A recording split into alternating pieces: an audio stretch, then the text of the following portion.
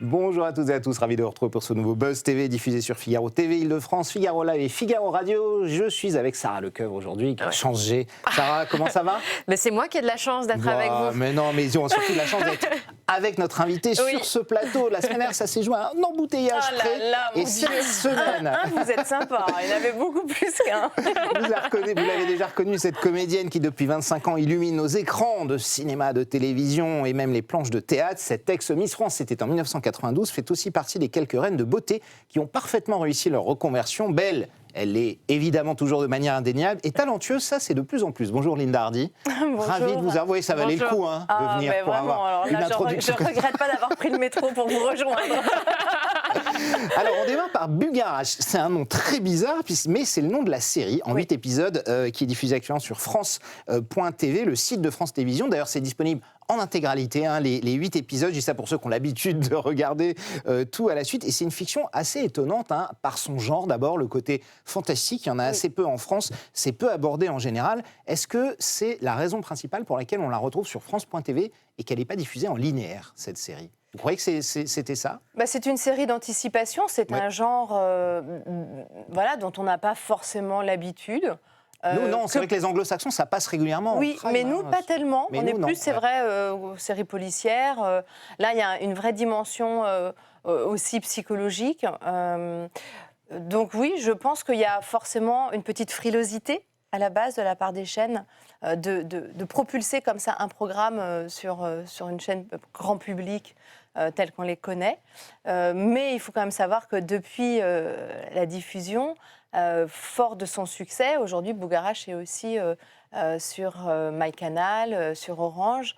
Donc voilà, on sent en tout cas, moi ce que je trouve hyper encourageant, c'est que le public a envie aussi de choses nouvelles. Parce qu'il y a le côté fantastique, effectivement, on parlait de frilosité, mais c'est quand même aussi une série moderne qui met en avant des femmes assez fort, des vraies questions. Il y a l'environnement, la société, même la vie, on va le voir. Les questions existentielles. Effectivement, ça n'aurait pas mérité une meilleure exposition, au-delà du côté fantastique, tout ce côté sociétal, des femmes fortes, vous etc. prêchez une convaincue. Moi, si j'ai accepté ce rôle et si j'ai eu envie d'être dans cette série, c'est aussi parce que je trouve qu'on va chercher des sujets qui sont des sujets forts, qui sont des sujets actuels et dont beaucoup de gens ont envie que l'on parle.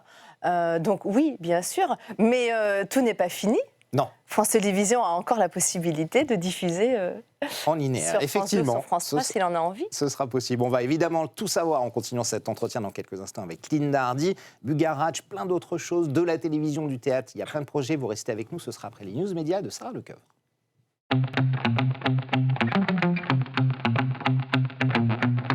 On démarre ces news médias, Sarah, avec le vainqueur de Top Chef. Ça y est, depuis hier, on le connaît après 18 mois de compétition. Non, ça a duré longtemps, non. Ils ont tourné, c'est vrai, à l'automne, mais non. Hier soir, la grande finale était diffusée sur M6. Elle se tenait, comme chaque année, au Georges V à Paris. Bénévoles de la Croix-Rouge et membres du jury étaient appelés à départager à l'aveugle les menus de Jorik d'Aurignac d'un côté et Clotaire Poirier de l'autre. Et c'est finalement Jorik qui l'a emporté avec 56% des suffrages, donc ce qui est un joli score. C'était mon chouchou. Et oui, et il est venu nous voir d'ailleurs cette semaine. Ça lui a porté chance. Et alors, ce chef a 30 ans et travaille comme directeur exécutif chez Nezo à Paris. C'est le restaurant de Guillaume Sanchez qui est lui-même passé par Top Chef. Il a participé à la saison 8. Un resto étoilé au Michelin.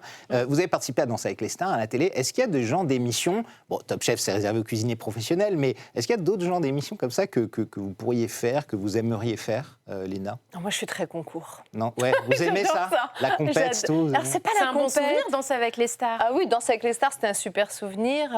Non, j'aime bien cette émulation du groupe. Et puis je trouve que dans ce genre de programme, on est souvent obligé aussi, de se dépasser. Et ça, je trouve ça hyper intéressant. Est-ce qu'il y a des programmes dites-moi. Le meilleur pâtissier, par exemple, c'est sur M6, c'est réservé aux amateurs ou aux célébrités. J'adorerais. Ouais. J'adore cuisiner. Bon, alors super. On vous note celle-là déjà. Mask Singer, vous pourriez faire déguisé en. J'adore chanter. monter. C'était mon rêve de petite fille. Allez, encore une autre. C'est bon, c'est coché. Non, et alors on vous a vu. Et puis surtout, mon fils rêverait de... Et bien justement, parlons de votre fils, parce qu'on vous a vu dans l'agence en 2022 à la recherche d'une maison de campagne pour vous et votre fils. C'était en région parisienne. Oui. C'était les Crêtes qui étaient partis à la recherche de cette maison. Est-ce que finalement, ils vous ont trouvé une maison? Ils m'ont pas trouvé ma maison. Je crois que vous aviez refusé, enfin vous n'aviez pas fait d'offre, il me semble, sur les biens. Non, il y avait une offre qui était un petit peu... Élevée. Oui, enfin la maison était un petit peu plus chère que ce qui était annoncé en réalité, et puis elle n'était pas hyper disponible en fait. Donc, en fait, elle était disponible trop tard par rapport à mon besoin, parce que moi je voulais en profiter pendant l'été, et elle était disponible, si mes souvenirs sont bons, à partir du mois de novembre. Et moi, rentrer dans une maison de campagne au mois de novembre, c'était pas franchement ce dont j'avais rêvé. Voilà. C'est sûr. Pas de maison de campagne, ça c'est pas... Pas de maison de campagne. Et puis en plus, malheureusement, en fait, c'était une maison dont j'avais envie en attendant d'une maison dont j'ai fait l'acquisition dans le neuf. Et j'ai eu beaucoup de déboires sur cet achat également. Donc aujourd'hui, il n'y a pas de maison. Donc les Crêtes... Mais ah non, mais là, ça n'a rien à voir avec... là, ça n'a rien à voir avec les Crêtes. Voilà. Non, j'ai plutôt eu des soucis avec un promoteur. Mais sinon, la maison de campagne, non, j'ai laissé tomber parce qu'en fait, ça ne m'intéressait pas de rentrer en novembre. Bah oui. Et puis après, on n'a pas poursuivi la recherche. On continue sur les news médias. Sarah, un petit point sur le mercato télé. Eh ben, parce qu'il est un peu mou, il faut reconnaître, cette année. C'est un peu, mais bon, il y a quelques annonces depuis hier soir, dont celle concernant Raphaël de Casabianca, qui a décidé de lâcher les commandes de Rendez-vous en terre inconnue, qu'il présentait depuis 2018, après le départ, évidemment, de Frédéric Lopez. Alors, d'ailleurs, les raisons de son départ sont les mêmes que celles de son prédécesseur. L'intensité des tournages, dit-il, tant en termes physiques qu'en termes psychologiques. On ne s'habitue pas à dire adieu, explique-t-il, c'est un déchirement à chaque voyage. Autre annonce, c'est Valérie Damido qui débarque sur France Bleu dès la rentrée prochaine pour présenter une quotidienne. C'est un jeu entre 12 et 13 heures qu'elle co-présentera avec David Lantin. Alors pour vous, il n'y a pas de mercato télé, Linda, évidemment. Non. Mais je sais que vous êtes aussi une femme occupée. Au-delà des tournages de fiction, vous aidez aussi les femmes et vous donnez des conseils, notamment pour vivre sa ménopause. Ménopause Attitude, c'est le nom de votre compte Instagram dédié, justement. On voit cette belle couverture de Elle que vous aviez fait ici pour bien la vivre. La ménopause ne doit pas être un tabou, c'est ce que vous voulez dire ici, c'est ce que vous voulez expliquer. Oui, alors d'abord, ça n'est pas une maladie. Non. Donc j'en parle, mais j'insiste toujours sur le fait qu'aujourd'hui, on n'a pas besoin de parler de la ménopause comme si c'était une maladie. On a surtout besoin que les femmes comprennent que c'est une période de vie sur laquelle elles peuvent agir. Et moi, j'ai envie qu'elles soient moins seules. Il y a une espèce de désert médical, il faut le dire. Parce que vous êtes sentie seule quand ça vous est tombé dessus ? C'est-à-dire que moi, je suis quelqu'un qui a l'habitude de prendre un peu les choses à bras-le-corps et j'ai toujours été passionnée par tous les domaines qui touchent la santé, le bien-être. Donc, j'ai trouvé moi-même mes clés. Et c'est pour ça qu'aujourd'hui, j'ai envie de transmettre un certain nombre de choses. Oui, c'est important pour moi parce que c'est vraiment j'ai pas envie que les femmes pensent que parce qu'elles rentrent dans cette période de vie où elles ne peuvent plus procréer, parce que la réalité, c'est juste ça. C'est ça, bien sûr, oui. Qu'elles ne sont plus belles, qu'elles ne sont plus désirables, qu'elles ne servent à rien, qu'il n'y a pas vivante que il n'y a pas encore plein de belles choses qui vont leur arriver. Donc j'ai envie de lancer un petit peu ce mouvement d'espoir et surtout que c'est quand même une période de vie que les femmes aujourd'hui connaîtront pendant quasiment pour les plus chanceuses, bien sûr, ça représentera à peu près la moitié de leur vie. Donc, ça veut dire que c'est quand même une période. Il faut l'accueillir avec beaucoup de douceur, de bienveillance envers soi-même. Et je veux que les femmes reprennent confiance en elles durant cette période. Et vous l'avez toujours bien vécu quand la ménopause est arrivée ? Non, parce qu'au départ, on se pose beaucoup de questions. On se pose beaucoup de questions sur sa féminité, et puis après, il y a plein d'autres sujets qui sont plus vastes. Les enfants qui s'en vont, par exemple. Le fait de ne plus pouvoir avoir d'enfants, de ne plus pouvoir donner la vie. Je pense que pour les femmes qui ont aimé donner la vie, c'est un deuil à faire. Donc, c'est une période d'acceptation de soi, d'acceptation de son corps. Mais c'est aussi une période où la femme est plus libre que jamais. Et c'est ça le message que j'ai envie de transmettre.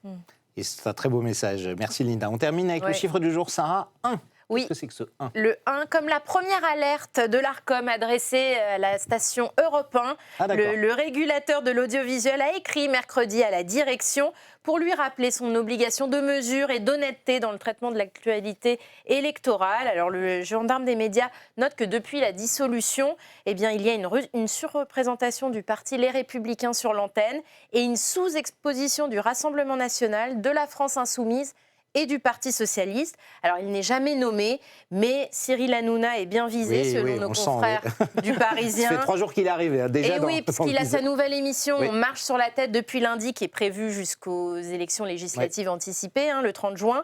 Et l'animateur, dans ses 2 premiers numéros, n'a pas reçu de membres du nouveau Front populaire. C'est ce qui est pointé du doigt, évidemment. Et ça risque pas d'être le cas, vu les rapports qu'il entretient avec eux.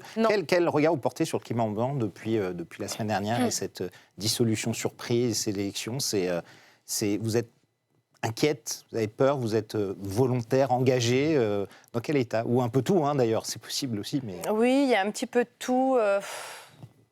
Moi, j'ai le sentiment que la France va mal, mais pas que la France. Et c'est vrai que je n'ai pas spécialement envie d'aborder des sujets politiques parce que j'estime que ce n'est pas forcément mon rôle ici. Mais en tout cas, il y a certainement des choses qui doivent évoluer. Et moi, il y a quelque chose qui est très important pour moi et sur lequel je me battrai, comme pour les femmes, c'est le respect de mes libertés, de ma liberté sur plein de sujets. C'est un petit peu ce qui m'embête aujourd'hui dans le monde dans lequel on est, c'est que je trouve qu'on perd de plus en plus de nos libertés et que les gens l'acceptent malheureusement de plus en plus également.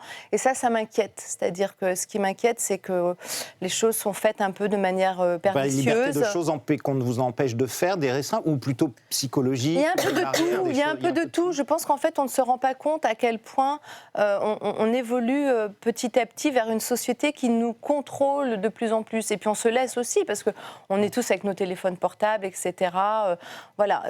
Sans rentrer dans des sujets, parce que je ne suis pas là pour ça, mais je pense qu'il y a des vrais questionnements aujourd'hui qui viennent de la part des Français, des gens qui souffrent aussi parce que la vie devient difficile. Même quand on a la chance, par exemple, de vivre dans un certain confort, ce qui est mon cas, et je suis très reconnaissante de ça. Mais les choses ne sont pas aussi simples qu'elles l'ont été. Donc je n'ose même pas imaginer ce que ça doit être pour une grande partie de la population qui n'en peut plus de souffrir à ce point. Vous irez voter, évidemment. Bien sûr. Bon. Sarah, fini pour les news. Les news médias sont terminés. Et on aura d'autres dès demain, bien sûr. C'est l'heure du grand entretien. Nous sommes avec Linda Hardy.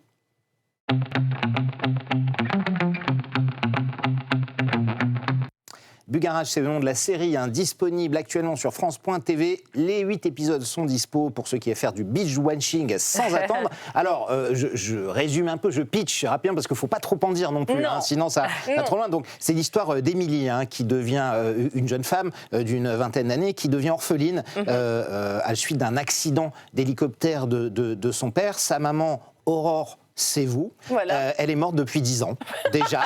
Mais c'est bien tout ça. Et en allant enquêter, non, je raconte, au moins c'est un peu le premier épisode, sur l'accident d'hélicoptère avec 3 amis, elle découvre une sorte de portail qui permet d'accéder à des univers parallèles. C'est une découverte qui va évidemment entraîner de nombreux enjeux, de nombreux problèmes. Est-ce que j'ai bien résumé? Est-ce que j'ai pas trop dit? Non. Ça va? Pas du tout. C'est plutôt bien jusque-là. C'était parfait. En fait, le pitch, c'est vraiment cette jeune femme qui rentre dans ces univers parallèles, effectivement, dont vous avez parlé. Multivers, oui, comme on dit. Et l'idée, c'est derrière ça, c'est de se dire que chacun d'entre nous est exposé dans sa vie à des choix. Et que ces choix, finalement, vont orienter sa destinée. Quand on les fait, à quel moment, quelle incidence ils ont, bien sûr. À quel moment, où est-ce que ça va nous mener. Et puis il y a ce qu'on appelle les choix individuels, et puis il y a les choix collectifs. On est en plein dedans. L'actualité est parlante par rapport à ça. Et puis il y a aussi des choix collectifs qui font qu'on réoriente notre destin collectif aussi, parfois vers de nouvelles directions. Ouais. Et alors, il faut préciser que le mont Bugarache existe vraiment. Il est situé juste au-dessus, dans les Hautes-Pyrénées. À 50 km de Perpignan. Voilà, juste au-dessus de Perpignan. Et puis, il y a tout un tas de croyances autour de ce village, de ce mont Bugarache. Parce qu'il suscite, dans le mouvement New Age notamment, il est réputé pour avoir des propriétés telluriques. Particulières, effectivement. Vous aviez connaissance de toutes ces... Des ovnis, même, il est associé aux ovnis, d'ailleurs. Vous aviez connaissance de tout ça avant de... Alors moi, je vais vous dire, commencer le tournage. J'avais connaissance de tout ça et je suis vraiment hyper bonne cliente. Ah ouais. Vous y croyez? Ah oui, moi je crois. Ah d'accord. Ah non, mais c'est bien. Vous croyez aux ovnis? Il paraît qu'il y a un trésor secret aussi caché. J'ai pas de tabou là-dessus non plus. Je n'ai aucun problème à dire que je crois aux vies avant, aux vies après. Voilà, je crois même potentiellement aux extraterrestres. Je crois qu'il y a des vies ailleurs que sur Terre. Donc, et alors justement, comment s'est passé ce tournage en Occitanie? Je crois que vous vous êtes fait opérer 3 jours avant. Mais vous êtes bien renseignée. Oui, alors racontez-nous, Linda, parce qu'est-ce qui s'est passé? Alors, en fait, je devais partir tourner le dimanche soir. J'étais évidemment prête, j'avais bossé avec ma coach, enfin j'étais tip-top. Et mercredi soir, je vais sur un événement, je suis prise d'énormes douleurs de ventre. Et il s'est avéré que j'avais une péritonite, enfin une appendicite, qui finalement s'est déclarée être une péritonite. Je me suis fait opérer le jeudi soir. Et le vendredi matin, j'ai dit à mon agent, je viens de me faire opérer, etc. C'est compliqué, oui. Et ça a failli me passer sous le nez. J'ai failli finalement, et je me suis battue comme un beau diable. J'ai dit à mon médecin, non, l'arrêt de travail de 10 jours, hors de question, je pars travailler. Je lui ai demandé ce qu'on peut. Elle m'a dit, vous savez, tout ça, c'est aussi dans la tête. Oui, bien sûr. J'opère parfois des gens qui, en fait, retournent travailler 2 jours plus tard parce que juste, ils n'ont pas le choix et parce qu'ils ont décidé comme ça. Et j'ai appelé la prod. Je leur ai dit, écoutez, il faut que vous me fassiez confiance. Je vous promets que je serai là et que je ferai mon taf comme il faut que je le fasse. J'avais une longue journée puisque j'étais toutes les séquences. On a terminé par une scène de 4 minutes en minutage qui correspond à une scène d'émotion assez importante. Je ne veux pas mentir, ça me tiraillait d'un peu partout. Ah oui, vous souffriez pendant le tournage? Je souffrais un peu, bien sûr, parce que c'est normal quand on vient de se faire opérer. C'est juste fait ouvrir le bide, quoi. Quand même, c'est pas rien. Mais j'ai tenu le choc. J'ai eu un petit contre-coup derrière, mais vraiment, Vous êtes fière de l'avoir fait? Je suis fière de l'avoir fait, j'avais envie de le faire. Et une fois que je me suis fait opérer, je voulais continuer à y aller. Ils ont accepté.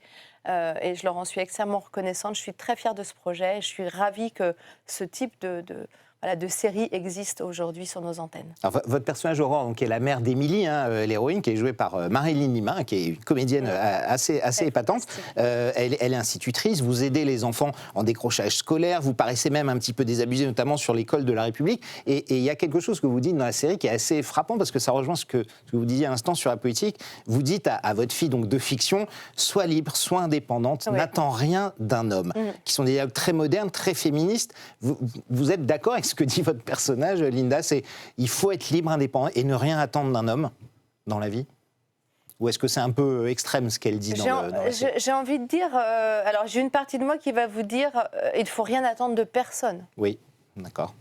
Et donc, d'un homme ou d'une femme. Voilà, je pense qu'on est quand même assez maître de nos destins. Je pense que on a une forte responsabilité sur ce que l'on est, sur ce que l'on devient, sur comment on grandit. Passer l'éducation, évidemment. Et donc, oui, je fais partie... être indépendante, oui, je pense que c'est important. Après, je ne porte pas de jugement, mais je trouve que... Vous n'avez jamais rien attendu sur un homme?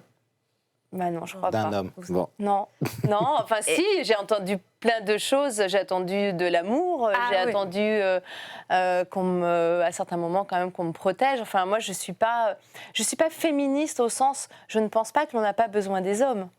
Je pense que l'on a besoin des hommes, mais je pense qu'on ne peut pas tout attendre d'un homme non plus. Donc quand elle dit « n'attends rien », pour moi, c'est plus une manière de dire... n'attends pas tout d'un homme, c'est pas lui qui va tout apporter. C'est plutôt comme ça. Prends l'indépendance et après tu choisis. Exactement. Au moins, si vous êtes indépendant, vous pouvez choisir. Oui, moi c'est ça que j'aime me dire et j'ai pas envie non plus d'un homme qui vienne, on va dire, servir de pansement à des blessures.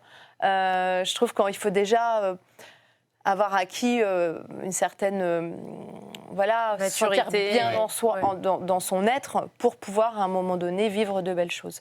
Et parlons d'un homme qui a compté dans votre parcours professionnel. Vient notre invité, Chicandier, qui vous a posé une question, chère Linda. Il était avec nous la semaine dernière. Je propose de regarder et puis vous y répondez ensuite. Ok. Linda, je vous ai adoré dans Tout le monde en parle. Et j'ai qu'une seule question, moi je ne l'ai jamais rencontré. Est-ce qu'il est sympa, l'homme en noir ? Alors, je pensais qu'il allait me dire « Je vous ai adoré dans Immortel d'Enki Bilal ». Et là, j'étais « Je vais pouvoir dire des trucs sympas ». On vous le dit pas souvent, ça, dans Tout le monde en parle, avec Thierry Ardisson, Vous êtes resté 4 mois dans cette émission et c'est drôle parce que dans vous avez marqué les esprits, Linda. Les cheveux courts, le fait de ne pas dire grand-chose, le 90B, tout ça a fait... Mais c'est un homme dont vous attendiez quelque chose, Thierry Ardisson, parce que vous avez dit dans cet avou récemment que votre rôle de potiche au bout de 4 mois ne vous suffisait pas. Vous avez claqué la porte. C'est courageux à l'époque, quand vous connaissez l'audience de cette émission, le carton qu'elle représentait, et puis vous démarriez votre carrière d'après-miss. Et d'ailleurs, pour la petite histoire, quand je travaillais avec Thierry, c'était Jean-Luc Delarue qui me coachait. Donc c'était quand même très très drôle. Et un jour, je l'ai appelé, je lui ai dit Jean-Luc, j'en peux plus, je dois partir parce qu'en fait, c'est juste tellement pas moi, ce que l'on montre de moi. Et il m'a dit, mais tu ne peux pas en fait, Linda, tu ne peux pas quitter une émission qui fait 37% de part de marché, tu peux pas partir comme ça du jour au lendemain. Delarue vous a dit J'ai dit, ah bah si, moi je suis comme ça, je vais partir. Non, c'était une période difficile. J'ai appris en tout cas que pendant une période... on va dire une période assez courte quand même, mais je me suis dit, voilà, en tout cas, la télé, c'est pas pour moi, pas dans cet esprit-là. Et puis ça peut laisser des étiquettes. On sait qu'en France, on aime bien les étiquettes, c'est souvent compliqué. Surtout que Thierry, derrière, il m'a pas épargné non plus. Il m'a pas épargné pendant, mais il m'a pas épargné après. Ouais. Il y a eu dans un livre aussi, on a parlé. Oui, il a quand même... C'est un être rancunier. Vous n'êtes pas revus, non? C'est sûr, on s'est recroisés, on a essayé de se rabibocher, enfin, lui a essayé. Après, il y a eu une histoire, il voulait que je participe à un documentaire qu'il a fait. Je lui ai dit, qui est-ce qui produit? On m'a dit, c'est Thierry. Je lui ai dit, je suis pas débile, je vais pas revenir faire la même erreur, je vais me faire recouper. Voilà. Donc il m'en a voulu après, donc la guerre est un peu repartie. Bon. Maintenant, j'ai envie de sérénité. Je pense qu'on a besoin de l'autre, on n'a ni besoin l'un de l'autre. Donc tout va bien. C'est potiche, effectivement, personne n'a envie de l'être et on sait qu'une étiquette peut vous coller à la peau en France. Celle de Miss France, par exemple, vous avez été élue en 92. Est-ce qu'aujourd'hui encore, 30 ans plus tard, Linda, elle vous colle toujours à la peau? Ça fait toujours partie de votre famille. Vous étiez à l'hommage de Geneviève de Fontenay lors de la dernière élection. C'est toujours une partie de votre vie, les Miss? Oh oui, c'est une partie de ma vie. Hier, j'étais dans la rue et d'un coup, j'ai quelqu'un qui fait « Ah !» Miss France. Ah ouais, Miss France. Ah, vous l'avez encore, c'est incroyable. Oui. Bah ouais, génial. Vous voyez, et ça vous fait plaisir, ça, quand on vous appelle Miss France encore? Non, je préférais qu'on me dise Linda. Voilà, mais bon, j'ai le droit, mes noms à Charlotte dans H, à Clémentine de Demain nous appartient, à Miss France, etc.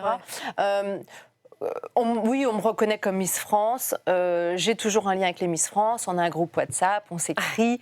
Je déjeunais il y a encore une semaine avec Patricia Barzik, qui était Miss France dans les années 80, qui était l'ex-femme de Jean-Pierre Mocky. Oui, c'est ma famille, d'une certaine manière. Ce sont des femmes, pour la plupart. Mareva Georges, qui a d'ailleurs un documentaire qui sort sur la chaîne Polynésie, est ma meilleure amie. C'est une femme que j'aime plus que tout. Et il y a beaucoup de très belles femmes, de très belles âmes chez les Miss. Et donc, j'ai aucune raison de me couper de ce plaisir-là. Ouais, et Sylvie Tellier a récemment sorti un livre sur les coulisses de Miss France. Oui. Vous l'avez lu? Alors, je l'ai reçu, mais je n'ai pas encore eu le temps de le lire. Ouais. Vous allez me dire peut-être des choses? Non, mais elle raconte quelques anecdotes. Elle raconte des anecdotes, des rapprochements entre des membres du jury, des Miss. Oui, alors ça, je n'ai pas connu. J'en ai déjà parlé dans une autre émission. Moi, mais des candidates ou des Miss France? Des candidates à Miss France qui, après l'élection, quand l'émission est terminée... Oui, voilà, ont des rapprochements avec certains membres célèbres du jury, on va dire. Voilà, c'est ça. C'était ça le truc. Oui, pourquoi pas après tout. Il y a des hommes qui aiment les Miss. Selon le consentement de chacune. Alors, je voudrais quand même qu'on parle mardi de cette émission, le 25 juin. L'émission médicale en prime time, c'est suffisamment rare pour le souligner, présentée par Michel Simès et Marie Portolano. Ça s'appelle Qui dort perd, la grande expérience du sommeil. On retrouvera également Titoff, Francis Perrin, d'autres. Et vous avez accepté, Linda, de jouer les cobayes. On voit la photo ici. En restant éveillé pendant 36 heures d'affilée. Est-ce que vous pouvez nous raconter en quelques mots, il nous reste un peu moins d'une minute. Le même costume. Voilà, Toi, exactement. Bien, vous pouvez nous raconter ce tournage et cette expérience un peu dingue en moins d'une minute. Michel Simès nous a dit c'était le tournage le plus compliqué de ma vie. Bah, je sais pas, il n'était pas avec nous. Non, mais lui après pour vous, de vos réactions à vous. On était des piles électriques. Ouais, c'est ça. On était, même au bout de 30 oui, parce qu'en fait, dormir. après, il y a l'adrénaline, etc. C'est un programme qui est fantastique. L'idée, moi, ce que j'ai aimé et la raison pour laquelle j'ai accepté, c'est qu'on est sur du divertissement et en même temps avec une portée médicale, informative, etc. Donc, c'était particulier. Moi, j'avais envie de me frotter à ça parce que j'adore dormir. Vous êtes une grosse dormeuse. Je suis exécrable quand je ne dors pas. Je suis une grosse dormeuse, 7-8 heures, au voire moins, 9. au minimum. Voilà, donc là, c'était dur. Et j'avais envie de comprendre comment est-ce que l'organisme fonctionnait et quelles étaient ses ressources dans des moments comme ça où il est un petit peu poussé dans ses retranchements. Donc, ce qui est intéressant, c'est, en tout cas, ce que moi j'ai appris, c'est que l'activité physique permet de rester éveillé, la lumière permet de rester éveillé. Il faut faire fonctionner aussi beaucoup sa tête. En fait, il ne faut pas se poser, il faut rester actif. Et ça, ce sera à voir mardi 25. Désolé, on est déjà en retard. Merci beaucoup, Linda, d'être venue nous voir. Non, pas de souci, c'était passionnant. Il y avait plein de choses à voir. Bugarage, je le rappelle, est disponible sur France.tv. La série Qui dort perd, la grande expérience du sommeil, c'est mardi. Et du coup, vous serez obligé de revenir en septembre pour la pièce Vive les vacances ou pas, qui arrivera fin septembre. Vous reviendrez nous en parler. Linda, merci Sarah, le Buzz TV sera là dès demain avec Jérémy Michalak. D'ici là, portez-vous bien et merci encore de votre fidélité.